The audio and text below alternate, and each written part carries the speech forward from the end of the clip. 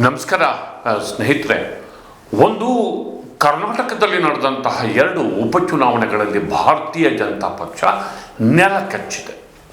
ದಾವಣಗೆರೆ ಮತ್ತು ಬಾಗಲಕೋಟೆ ಲಿಂಗಾಯತರ ಪಾಳೆಪಟ್ಟು ಇರುವಂತಹ ಕ್ಷೇತ್ರಗಳು.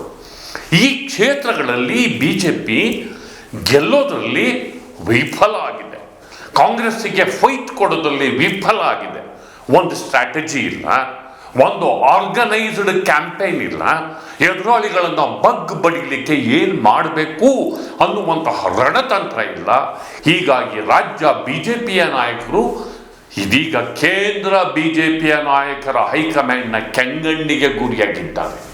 5 ರಾಜ್ಯಗಳ ಚುನಾವಣೆಯ ಫಲಿತಾಂಶದ ನಂತರದ ಕಾವು ಕಡಿಮೆ ಆಗ್ತಿದ್ದ ಹಾಗೆಯೇ ಬಿಜೆಪಿ ಹೈಕಮಾಂಡ್ನ ಕೆಂಗಣ್ಣು ಇದೀಗ ರಾಜ್ಯ ನಾಯಕರ ಮೇಲೆ ಬೀಳುವುದು ನಿಶ್ಚಿತ.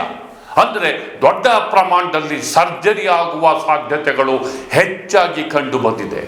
ಮತ್ತು ಈ ಸರ್ಜರಿಯ ಸಂದರ್ಭದಲ್ಲಿ ಯಾರ್ದಾದ್ರೂ ಪ್ರಭಾವಿ ವ್ಯಕ್ತಿಗಳ ತಲೆದಂಡ ಆದರೂ ಆಗಬಹುದು ಎಂದೂ ಕೂಡ ಹೇಳಲಾಗುತ್ತಿದೆ.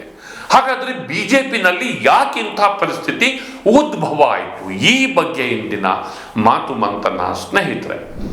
ಗೆಳೆಯರೆ, ದಾವಣಗೆರೆ ಮತ್ತು ಬಾಗಲಕೋಟೆ 2 ಕಡೆ ಕಾಂಗ್ರೆಸ್ ಪಕ್ಷದ ಶಾಸಕರೇ ಗೆದ್ದಿದ್ರು.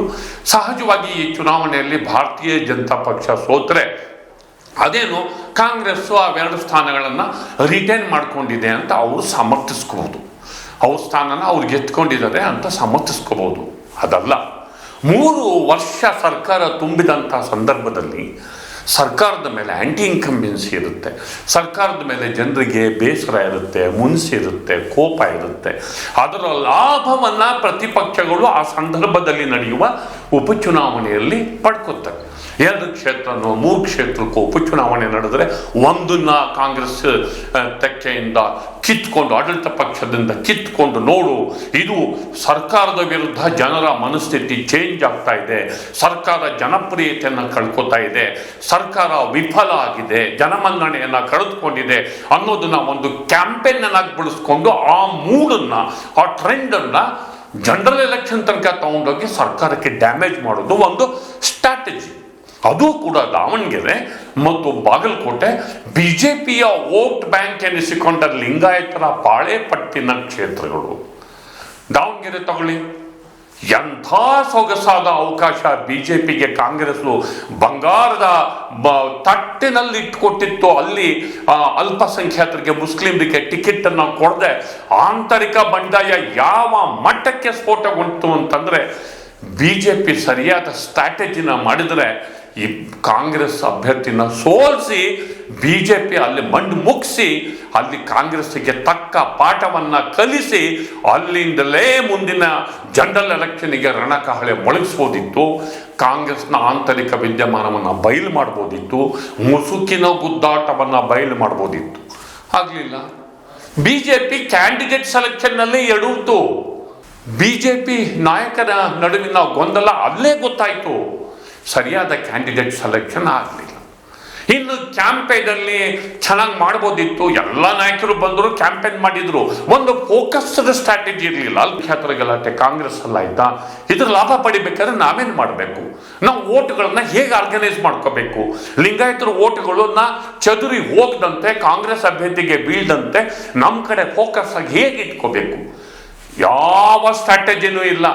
3,000 ಓಟು ಎಕ್ಸ್ಟ್ರಾ ಬಿಜೆಪಿ ಅಭ್ಯರ್ಥಿ ದಾಸಕರಿಯಪ್ಪ ಅವರು ತಗೊಂಡಿದ್ರೆ ಇವತ್ತಿನ ಪರಿಸ್ಥಿತಿನೇ ಬೇರೆ. ಸ್ಫೋಟಕ ವಿದ್ಯಮಾನ ಆಗ್ಬಿಡೋದು, ಕಾಂಗ್ರೆಸ್ಸಲ್ಲಿ ತಲ್ಲಣ ಆಗ್ಬಿಡೋದು, ಅಯೋಮಯ ಆಗ್ಬಿಡೋದು. ಅದನ್ನು ಇಟ್ಕೊಂಡು ಒಂದು ದೊಡ್ಡ ಸಮರವನ್ನೇ ಕಾಂಗ್ರೆಸ್ ಮೇಲೆ ಬಿಜೆಪಿ ಸಾರ್ಬೋದಿತ್ತು. ಆ ಚಾನ್ಸನ್ನು ಬಿಜೆಪಿ ನಾಯಕರು ಕಳ್ಕೊಂಡ್ರು. ಯಾಕೆಂದರೆ ಬಿಜೆಪಿಯಲ್ಲಿನ ಆಂತರಿಕ ಗೊಂದಲ. ಕಾಂಗ್ರೆಸ್ಸಲ್ಲಿ ಹೆಂಗೆ ಆಂತರಿಕ ಗೊಂದಲ ಇದೆಯೋ ಪ್ರತಿಪಕ್ಷದಲ್ಲೇ ಅಷ್ಟು ಗೊಂದಲ ಇದೆ. ಬಿಜೆಪಿ ತನ್ನ ಚಾನ್ಸನ್ನು ಅಲ್ಲಿ ಕಳ್ಕೊಂಡು, ಇದು ಒಂದು ಭಾಗ. ಬಾಗಲಕೋಟೆನೂ ಲಿಂಗಾಯತರ ಹೆಚ್ಚು ಸಂಖ್ಯೆಯಲ್ಲಿ ಇರುವಂತಹ ಜಾಗ. ಅಲ್ಲಿ ಹಿಂದುಳಿದ ವರ್ಗದವರು ಇದ್ದಾರೆ, ಕುರುಬರು ಇದ್ದಾರೆ, ಸಣ್ಣ ಸಣ್ಣ ಗುಂಪುಗಳಿದ್ದಾರೆ.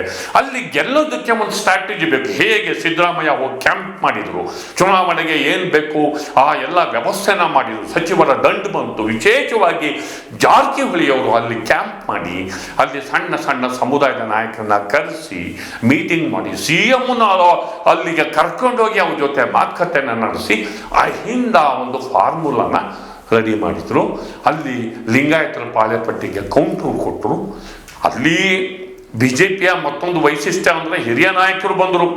ಯತ್ನಾಳು ಉಚ್ಚಾಟಿತ ನಾಯಕ ಬಂದು BJP ಪರ ಕ್ಯಾಂಪೇನ್ ಮಾಡಿದ್ರು. ಚರಂತಿ ಮಠ ಕೂಡ ಸೀನಿಯರ್ ಲೀಡರು. ಅಲ್ಲಿ ಅರವಿಂದ್ ನಿಂಬಾವಳಿದು ಹೋಗಿ ಕ್ಯಾಂಪೇನ್ ಮಾಡಿದ್ರು. ಎಲ್ಲವೂ ಸರಿ, ಆದರೆ ಗೆಲ್ಲಕ್ಕಾಗಲಿಲ್ಲ. ಯಾಕೆಂದ್ರೆ ಸ್ಟ್ರಾಟಜಿ ಇಲ್ಲ. ದಾವಣಗೆರೆನಲ್ಲೂ ಸ್ಟ್ರಾಟಜಿ ಇಲ್ಲ, ಇಲ್ಲಿ ಬಾಗಲಕೋಟೆನಲ್ಲೂ ಒಂದು ಸ್ಪಷ್ಟ ತಂತ್ರಗಾರಿಕೆ ಇಲ್ಲ, ಮತ್ತು ಕ್ಯಾಂಪೇನ್ ಅನ್ನ ಫೋಕಸ್ಡ್ ಆಗಿ ಲೀಡ್ ಮಾಡುವಂತಹ ಲೀಡರ್ಶಿಪ್ ಇಲ್ಲ. ಇದು ಈ ಎರಡು ಬೈ ಎಲೆಕ್ಷನ್ ನಲ್ಲಿ ಕ್ಯಾಟಗಾರಿಕಲ್ ಆಗಿ ನಮಗೆ ಗೊತ್ತಾಗಿರುವಂತಹ ವಿಚಾರ.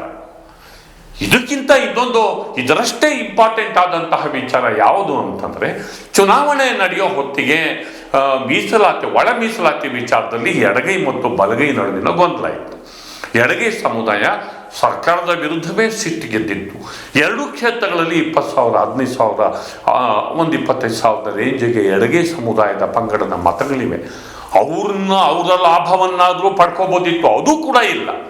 ಹೀಗಾಗಿ ಎಲ್ಲ ಒಂದು ಕಡೆ BJPನಲ್ಲಿ ಒಂದು ನಾಯಕತ್ವದ ಕೊರತೆ ಇದೆ, ಎರಡನೇದು ತಂತ್ರಗಾರಿಕೆಯ ಕೊರತೆ ಇದೆ, ಮೂರನೇದು ಒಗ್ಗಟ್ಟಿನ ಕೊರತೆ ಇದೆ, ನಾಲ್ಕನೇದು ಒಂದು ಫೋಕಸ್, ಎಲ್ಲರಲ್ಲೂ ಕೂಡ ಒಂದು ಸಮನ್ವಯತೆಯ ಕೊರತೆ ಇದೆ. ಇದು ಈ ಉಪಚುನಾವಣೆಯಲ್ಲಿ ಎತ್ಕೊಂಡಿದೆ. ಕಾಂಗ್ರೆಸ್ ಇದರ ಲಾಭವನ್ನ ಪಡ್ಕೊಂಡಿದೆ. ಕಾಂಗ್ರೆಸ್ ಗೆಲ್ಲೋದಕ್ಕೆ ಇದರ ಲಾಭವನ್ನು ಪಡ್ಕೊಂಡಿರೋದು ಕೂಡ ಕಾರಣ. ಆದ್ದರಿಂದ BJP ರಾಷ್ಟ್ರೀಯ ವರಿಷ್ಠರು ಕರ್ನಾಟಕದ ರಾಜ್ಯ ನಾಯಕರ ಬಗ್ಗೆ ಕೆಂಗಣ್ಣು ಬೀರಿದ್ದಾರೆ. ಇಲ್ಲಿ ಈ ಚುನಾವಣೆಯ ಕಾವು ಮುಗಿತಿದ್ದಂಗೆನೆ ರಾಜ್ಯ ನಾಯಕರಿಗೆ ಸಮನ್ ಮಾಡ್ತಾರೆ, ಅಥವಾ ಅಲ್ಲಿಂದ ಬಂದರೂ ಬರಬಹುದು. ಇಲ್ಲಿ ಕೆಲವು ಮೇಜರ್ ಸರ್ಜರಿಗೆ ಬರುವ ದಿನಗಳಲ್ಲಿ BJPನಲ್ಲಿ ಈ ಉಪಚುನಾವಣೆ ಅಖಾಡವನ್ನು ಸಜ್ಜುಗೊಳಿಸಿದೆ. ಮತ್ತು ಆ ಮೇಜರ್ ಸರ್ಜರಿ ಏನು ಅನ್ನೋದನ್ನ ಬರುವ ದಿನಗಳಲ್ಲಿ ನಾವು ಕಾದು